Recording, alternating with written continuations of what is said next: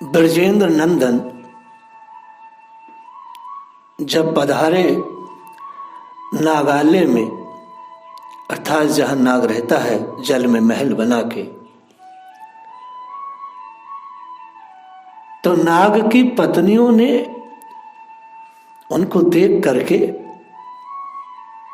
एकदम आनंद में भर गए। आनंद को देख करके कौन नहीं आनंद में भरेगा। उनका चित्त बड़ा आकर्षित हुआ, क्योंकि भगवान तो खींचते हैं जीव को अपनी ओर।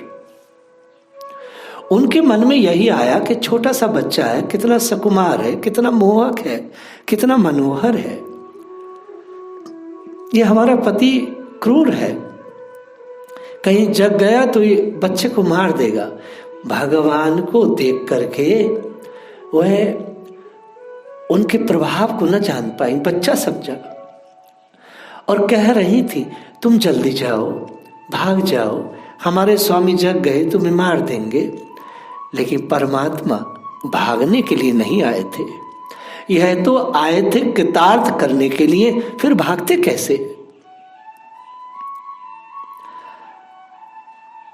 अब अकस्मात उन नाग वधुओं के हृदय तल पर आलोक प्रकाश जग उठा। उन सबने देख लिया कि हमारे चिर जीवन के जो आराध्य प्राणाधार है वही तो ये है। परंतु साथ ही उनकी दृष्टि गई अपने पति की ओर, तो देखा कि यह तो अब महाप्राण की का समय उपस्थित मालूम पड़ता है इनका। कालिया का सारा शरीर अत्यंत शक्तिहीन हो गया था, जिसके एक एक श्वास से, श्वास की फुतकार से तमाम जल उदलित हो उठता, वह मानो निश्वास सा हो जा रहा है, जड़ सा हो रहा है। स्पंदन शक्ति उसमें हिल नहीं है, हिल डुल सकता नहीं।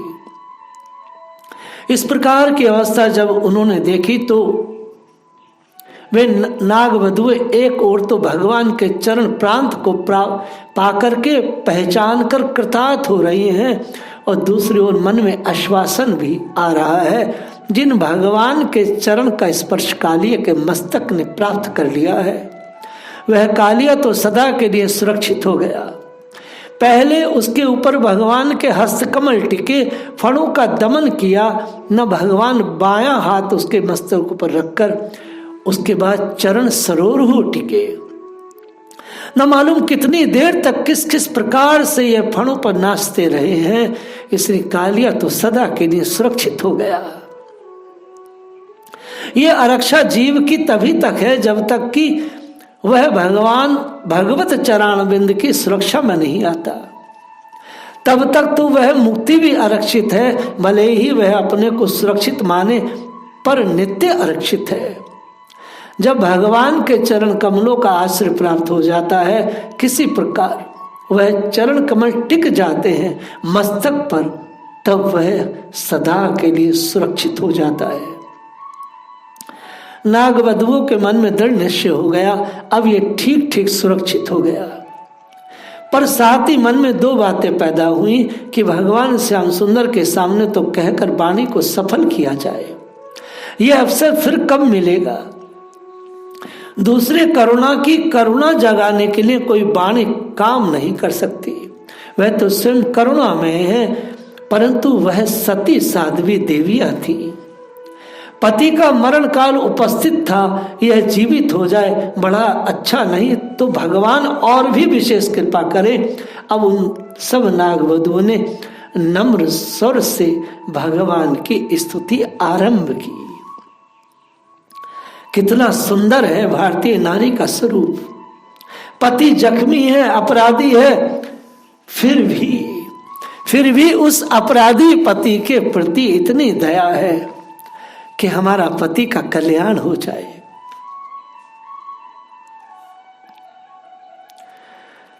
नागपतियों ने बहुत लंबी स्तुति की है, लेकिन प्रथम के जो 5 श्लोक हैं, ये वास्तव में ये पंच प्राण है। ये सब साधकों के लिए एक पाठ है, ये सब साधकों के लिए एक बहुत बड़ा लेसन है। इसको नियमित इसका अभ्यास करके इसको जीवन में लाया जाए। देविया नागवधु में बड़ा ऊंचा भाव है, मानो उनकी जिह्वाओं पर भगवान की प्रेम रस धारा का स्पर्श हो गया। ये भगवान के स्तवन के साथ ही साथ भगवान की कृपा, भगवत कृपा और भगवत प्रेमियों के हृदय की धारणा अनुभूति भी व्यक्त करने लगे। 3 चीजें हैं। क्या है? भगवान के स्तवन किया, कैसे किया? भगवत कृपा, 1 भगवत प्रेमियों के हृदय की धारणा, 2 और तीसरा है कि अनायास भगवान किसी को कुछ भी दे सकते हैं। यह स्तुति एक बड़ा सुंदर पाठ है। भगवान की ओर जाने वालों के लिए कैसे भगवान का स्वरूप जाने और भगवान से किस प्रकार से प्रेमीजन, कौन कौन प्रेमीजनों ने कैसे व्यवहार किया है, कैसे व्यवहार करें, ये बताने की बात है, ये समझने की बात है। नया अन्यो ही दंड कृता कुल विषय। नाग पत्नियां बोली, महाराज यह तो सर्वसिद्ध बात है और सब जानते ही हैं कि आपका यह जो अवतार हुआ है दुष्टों के दमन के लिए है, दुष्टों को दंड देने के लिए है। जो अपराधी हो उस दंड देना उचित ही है। खल निग्रह के लिए आपका अवतार हुआ है सरकार। आपके दंड औरों के दंड में बहुत अंतर है। दूसरे लोग किसी को दंड देते हैं तो दंड देते हैं शत्रु मानकर, उसके प्रति मन में विपरीत बुद्धि रखकर, पर आपका दंड कैसा है? जैसे मां बच्चे को मारे। वास्तव में गुरुजन जब किसी को दंड देते साधक को, तो उनका दंड, उनके दंड के अंदर बहुत ममता होती है, बड़ा प्रेम छुपा होता है। लेकिन और लोग जब दंड देते हैं तो उनके दंड में शत्रु भाव रहता है, घृणा का भाव रहता है, उसके नाश का भाव रहता है। गुरु और भगवान दंड देते हैं, उसमें जीव के उत्थान का भाव होता है। कभी मां स्नेह भरे हृदय से बच्चे को दंड दे, बच्चे को डांटे तो दंड है या स्नेह धारा है। दूसरे के मनों में शत्रु और पुत्र में भेद है, पर आप में शत्रु और पुत्र का भेद नहीं है प्रभु। आपके मन में सभी के प्रति प्रेम है प्रभु। जैसे पुत्र के प्रति माता की, पिता की स्वाभाविक स्नेह धारा बहती है। रिपो सुतानम अपि तुल्य दृष्ट है। भगवान आप यदि किसी को दंड देते हैं तब भी आपके समान दृष्टि है। पुत्र और शत्रु में, दोनों में आप एक जैसे हैं।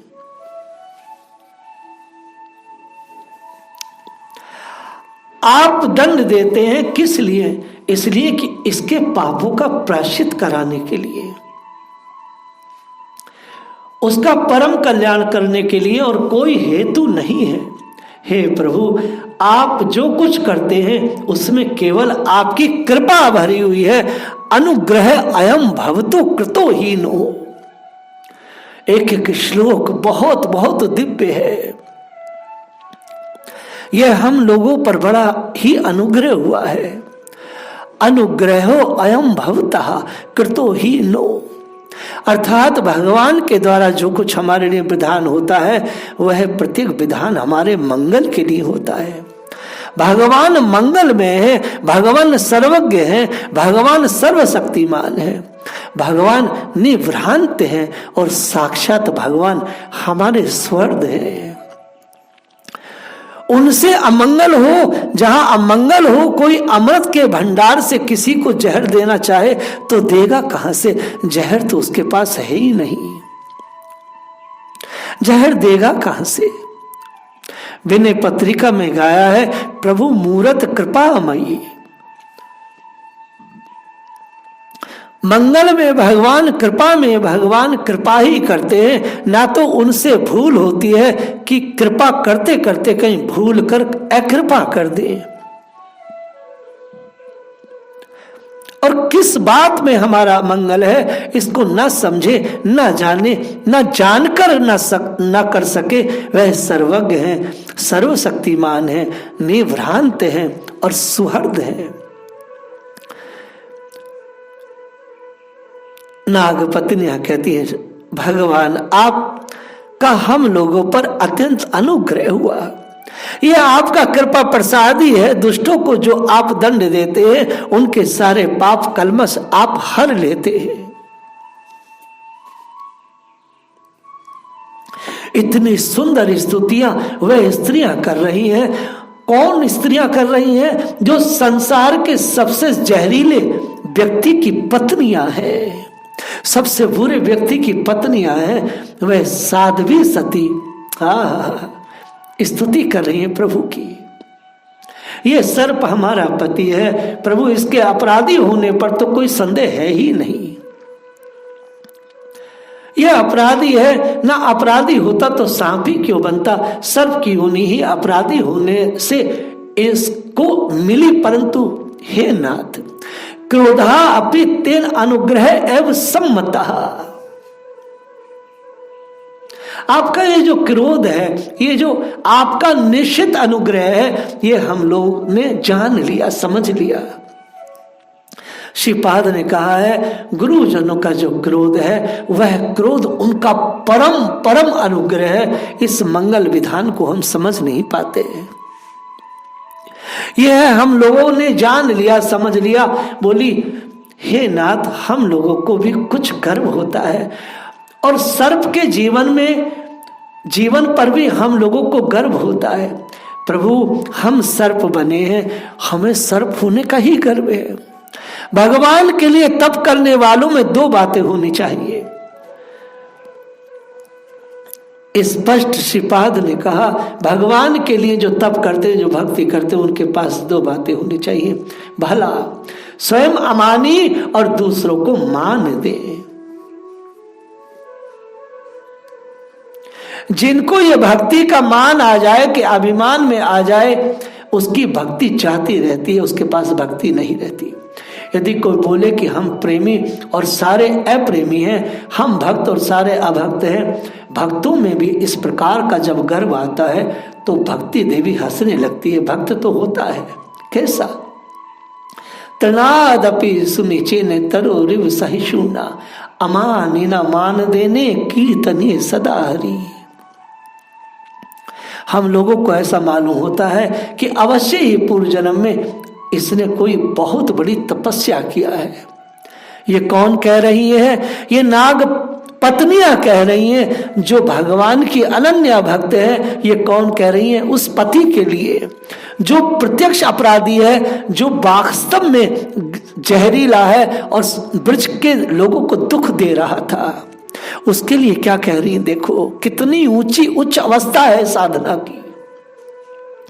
प्रभु, इस नाग ने पूर्व जन्म में कोई बहुत बड़ी तपस्या की थी। यह बड़ा मानी, और वहां वह मान रहित होकर दूसरों का सम्मान करते हुए बोली, क्या बात है, अपने को नहीं मान रही है और उसको मान दे रही है। किसको मान दे रही है? उस नाग को, कालिया को मान दे रही है।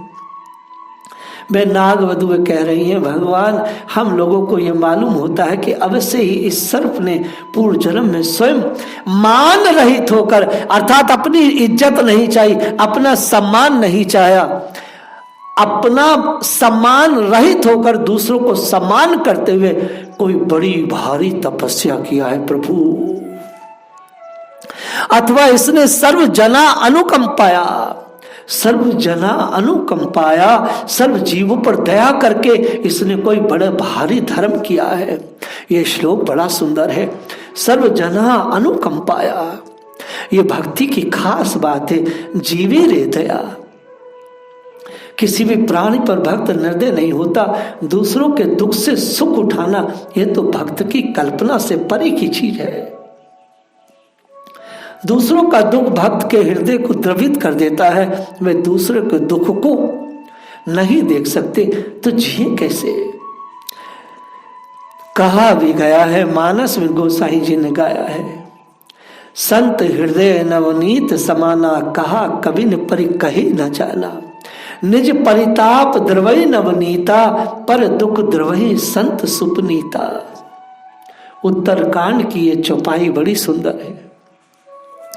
नाग पत्नियां बोली, भगवान बड़ी भारी दया करके धर्म किया है तभी तो आप संतुष्ट हुए, नहीं तो भला आपके चरण कमल किस प्रकार प्राप्त होते। नाग पत्नियां भगवान की स्तुति कर रही है, साधना का रहस्य बता रही है। वर्तमान हम साधकों के जीवन में जो भी अनुकूल प्रतिकूल जो कुछ भी है उसका रहस्य नाग पत्नियों ने 5 श्लोकों में बोला है। आपकी प्रसन्नता का उपाय यही है, आपकी सब कृपा है, पर बात हमारे समझ में नहीं आई कि हे प्रभु ये कौन सी साधना का फल है। ये जो हम कालिया को, ये जो हमारे पति को आपका चरण मिला, आपका हस्त कमल मिला, ये प्रभु ये कौन सी साधना का फल है, ये हमारी समझ से बाहर है। कृपा तो आपकी प्राप्त हुई, यह तो सर्व सम्मान का, मान के त्याग का, दया का, धर्म का, तप का फल, परंतु आपके चरणों की धूलि का स्पर्श, आपके चरणों की धूलि का स्पर्श हो जाए, ये किस साधना का फल है प्रभु। अर्थात वह कह रही है आपकी चरण लज बड़ी दुर्लभ है। एक कथा आती है पुराणतर में कि लक्ष्मी देवी ने युगों तक तपस्या की आपके चरण कमल की रज प्राप्त करें, भोगों को सर्वथा त्याग करके और नियमों का, संयम का पालन करते हुए लक्ष्मी जी को भी कल्पों तक तपस्या करनी पड़ी, तब कहीं आपका चरण रज उन्हें प्राप्त हुआ। यहां तो इसने कुछ भी किया नहीं है, ये तो भोगों में रात दिन रत रहा है प्रभु, ये कौन सा फल मिल गया इसको, ये समझने में नहीं आया। अब इनके मन में एक भावना जगी कि भाई नियमों की बात क्या कही। जो भगवान के वास्तव में प्रेमी जन है, जो भगवान के चरणों के शरण लेते हैं, यद पाद रज प्रपन्ना, जो लोग भगवान की चरण धूलि का संग ले लेते हैं, वे लोग कुछ चाहते हैं क्या। ये श्लोक, इस प्रकार के श्लोक प्रकांतर में कुछ भेद से भागवत में 7-8 जगह आए हैं, मैं बार बार इन्हें बोलता हूं। कहते हैं कि भगवान भगवत प्रेमी जन, भगवत चरणारविंद के शरणागत महापुरुषों, भगवान के प्रति ही जिनका जीवन समर्पित है, ऐसे लोग प्रभु क्या बतावे। संसार के भोगों की तो कुछ तुलना ही नहीं, इनकी तो कोई गणना नहीं, इनकी तो कोई बात नहीं, इनकी कोई कल्पना नहीं। यदि इनसे कोई कहे तुम्हें स्वर्ग का राज्य दे देंगे, इंद्र बना देंगे, तो प्रभु ना सार्वभौमा, पृथ्वी के सार्वभौम राजशाही सम्राट पद को भी ना परमिष्ट है, कोई कहे कि आप ब्रह्मा बन जाए तो ब्रह्मा का पद भी स्वीकार नहीं करते। न रसाधिपत्यम, पताल का राज्य इनको चाहिए न योग सिद्धि, मामूली सिद्धियों के तो छोड़िए, न योग सिद्धि, ये योग सिद्धि भी नहीं लेंगे। जिन्हें प्रभु आपके प्रेमियों को जब आपकी रज मिल जाती है तो ये कुछ नहीं चाहिए। अनुभर्वम मोक्ष, इन्हें न मोक्ष चाहिए, कुछ नहीं चाहिए। प्रभु समझ से पार है। हमारे पति कालिया ने ऐसा कौन सा तप किया जो आपने इसको चरण दे दिए, आपने अपना हस्त कमल दिया। न वचन थी, कोई ऐसा भी अगर मोक्ष मिल जाए जिस मोक्ष के बाद कभी लौटना नहीं होता, तो ये आपके प्रेमी वो भी नहीं लेते। यहां पर नाग पत्नियों के द्वारा भगवान ने प्रेमियों की स्थिति सूचित की है। यदि भगवान के प्रेमी बनना चाहते हैं, भगवान के चरणों में यदि अपने को समर्पित करना चाहते हैं, तो भोगों की गुलामी से अपने को मुक्त करना होता है साधक को। केवल यही के भोग नहीं, अपितु पाताल राज्य के भोग, स्वर्ग के भोग, दिव्य ब्रह्मा पद के भोग, इंद्र के भोग, इन सबको त्यागना पड़ता है। तब भगवान का प्रेम प्राप्त होता है। न मोक्ष से कांक्षा न विवह बक्षांति च मुक्ति भुक्ति स्पृहा यावत। भुक्ति और मुक्ति की पिशाची स्पृहा जब तक हृदय में रहती है तब तक प्रेम का अंकुर कभी उदय नहीं हो सकता। जो भगवत प्रेमी जन है वे आपके चरण रज को छोड़कर किसी और वस्तु को नहीं चाहते प्रभु, किसी और को नहीं चाहते, चाह सकते नहीं है। नागपति स्तवन कर रही है,